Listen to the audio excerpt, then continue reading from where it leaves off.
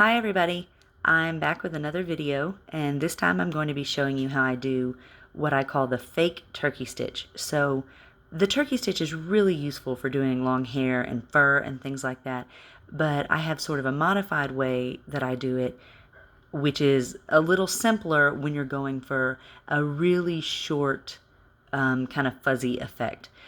Now, keep in mind that in order to do this, you are going to need to have your piece mounted permanently somehow, either on a sticky mounting board or with fusible interface, something like that.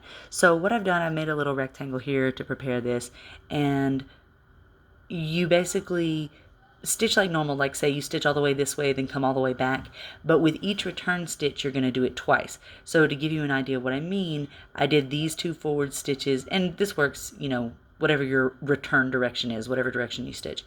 So these two, I just did a normal stitch forward.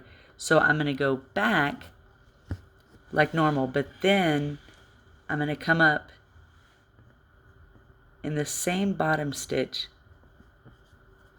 and go back over the return stitch again.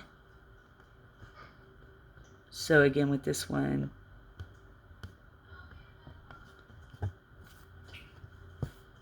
I'm going to come up, go down, and then come up in the same spot. Oops, sorry.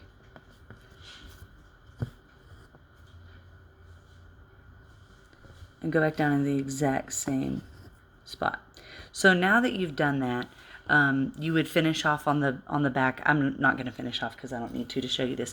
So rather than a mounting board or a fusible interface, I'm just going to use a little piece of tape right here to hold this down, and you'll see in a second why that's important. You need your stitches to be attached to something, and then you're going to use the sharpest, smallest embroidery scissors that you have, and you're going to trim the top part of all these stitches.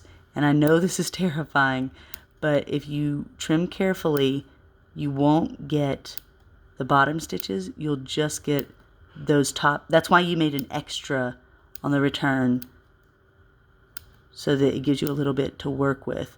Now you see why it needs to be permanently mounted on the back, because otherwise, since these are cut, your stitches would get pulled out.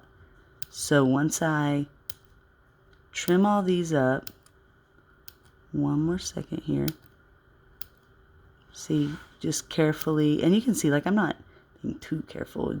The likelihood that you're going to mess it up is not very high, because once again, you've already mounted it. So you're going to need to do the stitch after you've completed all the rest of the stitching. So just grab a needle or whatever and kind of rough it up a little bit.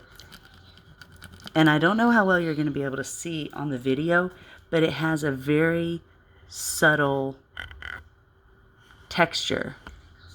See, like really short carpet. Sorry, my hands are kind of dry. So it's like just lightly fuzzy. Another way that this is really effective, besides just making really short fur, is for like a muddled effect. So I'm sorry for the quality of these. I just printed them out. This was an Australian Shepherd that I did, as like you see like the merle pattern with the gray and the black.